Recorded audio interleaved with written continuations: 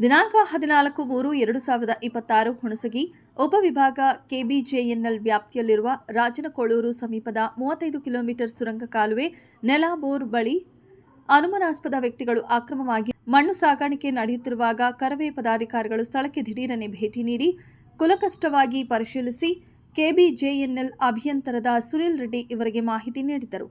ಅವರು ಸ್ಥಳಕ್ಕೆ ಧಾವಿಸಿ ಪರಿಶೀಲಿಸಿ ಅಕ್ರಮ ಮಣ್ಣು ಸಾಗಾಣಿಕೆ ಉಪಯೋಗಿಸಿದ ವಸ್ತುಗಳನ್ನು ಜಪ್ತಿ ಮಾಡಿ ಸೂಕ್ತ ಕಾನೂನಿನ ಕ್ರಮ ಜರುಗಿಸುತ್ತೇವೆ ಎಂದು ಭರವಸೆ ನೀಡಿದರು.